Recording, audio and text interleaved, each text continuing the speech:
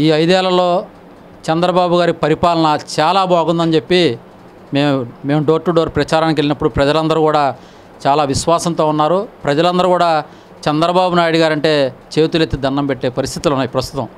ఎందుకంటే అడ్డగోలుగా రాష్ట్రాన్ని విభజించినప్పుడు ఒక్క చంద్రబాబు గారి వల్ల అయ్యింది ఈ రాష్ట్రాన్ని అభివృద్ధి చేయటం. గాడి తప్పిన రాష్ట్రాన్ని గాడిలో పెట్టిన నాయకుడు ఎవరంటే మన ముఖ్యమంత్రి నారా చంద్రబాబు నాయుడు గారు.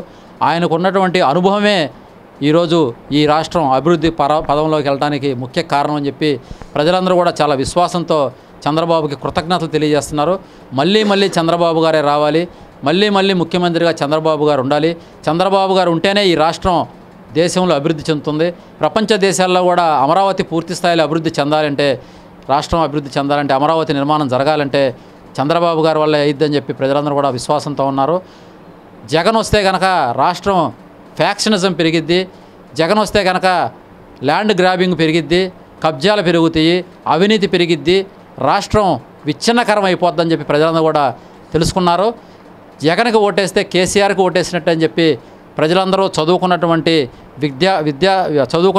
విద్యార్థులు కానీ, విజ్ఞావంతులు కానీ, లాయర్లు కానీ, అలాగే డాక్టర్లు కానీ, ఇంజనీర్స్ కానీ, స్టూడెంట్స్ కానీ అందరూ కూడా ఈరోజు ముక్త కంఠంతో చెప్పేది ఏంటంటే చంద్రబాబు గారు వస్తేనే ఈ రాష్ట్రం పూర్తి స్థాయిలో అభివృద్ధి జరిగిద్ది. అమరావతి నిర్మాణం జరగాలన్నా, పోలవరం పూర్తి స్థాయిలో మరి ప్రారంభోత్సవం జరగాలన్నా సరే చంద్రబాబు గారే ఉండాలని చెప్పి ప్రజలందరూ కూడా నమ్మకంతో ఉన్నారు. అసలు అమరావతి అంటేనే ఒక అభివృద్ధికి అది ఒక మూల స్తంభం. ఎలాగంటే ఆల్రెడీ అక్కడ మనం రాజధానిలో నేలపాడులో హైకోర్టు నిర్మాణం జరిగింది, సెక్రటరియట్ జరిగింది, అసెంబ్లీ నిర్మించుకున్నాము.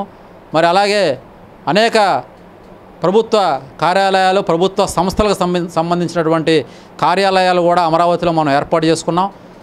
అమరావతిలో ఒకప్పుడు అమరావతి అంటే ఎలా ఉండేది, అలాగే ఒకప్పుడు వెలగపూడి, ఉద్దండపాలెం, లింగాయపాలెం, కృష్ణాయపాలెం, తాళాయపాలెం, మరి అలాగే వెంకటపాలెం ఇవన్నీ ఎలా ఉండేవి, ఇప్పుడు ఎలా ఉందనేది ప్రజలు ఎవరైనా సరే వీళ్ళు చూస్తే కనుక విస్మయం చెందుతున్నారు.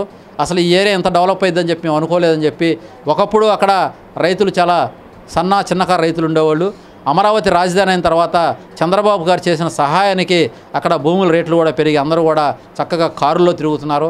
వాళ్ళందరూ కూడా చాలా హ్యాపీగా వాళ్ళు మరి వాళ్ళ పిల్లల పెళ్ళిళ్ళు చేసుకోవడం కానీ, ఆర్థికంగా అభివృద్ధి చెందడం కూడా జరిగింది. మేము కేవలం ఇదంతా చంద్రబాబు గారి వల్ల మేము ఈరోజు చక్కగా ఆనందంగా, హ్యాపీగా, సంతోషంగా మా భార్య పిల్లలతో మేము హ్యాపీగా ఉన్నామని చెప్పి వ్యక్తం చేస్తున్నాం సంతోషం. మా యువ నాయకుడు, ఆంధ్రప్రదేశ్ యువ కిరటం, ఆంధ్రప్రదేశ్ పేద ప్రజల యొక్క ఆశా జ్యోతి, భవిష్యత్ నాయకుడు మా నారా లోకేష్ గారు మంగళగిరి నియోజకవర్గానికి ప్రాతినిధ్యం వహిస్తున్నారు. మంగళగిరి నియోజకవర్గంలో ఆల్రెడీ గెలుపు తథ్యం అని చెప్పి ప్రజలందరూ కూడా బ్రహ్మరథం పడుతున్నారు. మేము అక్కడ మెజార్టీ లెక్కేసుకుంటున్నాం. మెజార్టీ 1,00,000 పైన రావాలని చెప్పి మేమందరం కూడా అక్కడ ఆశిస్తున్నాం. లోకేష్ గారి యొక్క మెజార్టీ ఇంకా రాష్ట్రంలో ఎవరికి రాకూడదు. లోకేష్ గారే చరిత్రలో నిలిచిపోవాలి. ఆయన పేరే సువర్ణాక్షరాలతో మంగళగిరిలో లిఖించబడాలంటే 1,00,000 మెజార్టీతో గెలిపించుకునే బాధ్యత అక్కడ మంగళగిరి ప్రజలందరూ కూడా తీసుకున్నారు. ఆల్రెడీ గెలుపు గురించి కాదు కానీ కేవలం మేము ఆలోచించేది ఏంటంటే 1,00,000 ఓట్ల పైన రావాలని చెప్పి మేము ఆలోచిస్తున్నాం. అక్కడ చేసినటువంటి అభివృద్ధి మరి లోకేష్ గారికి, చంద్రబాబు గారు చేసిన అభివృద్ధి శ్రీరామ రక్ష. భవిష్యత్తులో లోకేష్ బాబు గారు కూడా చంద్రబాబు నాయుడు గారి కంటే కూడా బాగా చేసి ఈ రాష్ట్రాన్ని గాడిలో పెడతారని చెప్పి ప్రజలందరూ కూడా నమ్ముతున్నారు. లోకేష్ గారు వస్తే ఈ రాష్ట్రం బాగుంటుందని చెప్పి చంద్రబాబు గారు తనయుడు లోకేష్ అంటే కూడా ప్రజలందరూ కూడా చాలా విశ్వాసంతో ఉన్నారు. లోకేష్ గారి మీద మంచి విశ్వాసం ప్రజలు వ్యక్తం చేస్తున్నారు. చంద్రబాబు నాయుడు గారి పరిపాలన బాగానే ఉంది.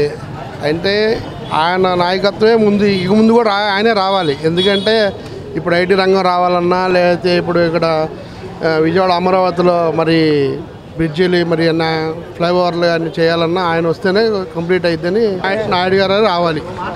ఇక ముందు వాళ్ళు చేస్తారా అనేది అంతవరకు తెలియదు. అంటే ఇప్పుడు పవన్ కళ్యాణ్ గారు రానివ్వండి, లేదా జగన్మోహన్ రెడ్డి గారు రాని ఎంతవరకు చేస్తారు ఏంటి అనేది ఇప్పటివరకు ఆయన చేసింది బాగానే ఉంది. ఇంతకుముందు చేసింది ఇప్పుడు 3 నెలలు పింఛన్లు ఇవ్వడానికి, వృద్ధా పింఛన్లు కానీ, లేదంటే మరి నిరుద్యోగులకి వృత్తి కానీ ఏదైనా అండి చేయనివ్వండి.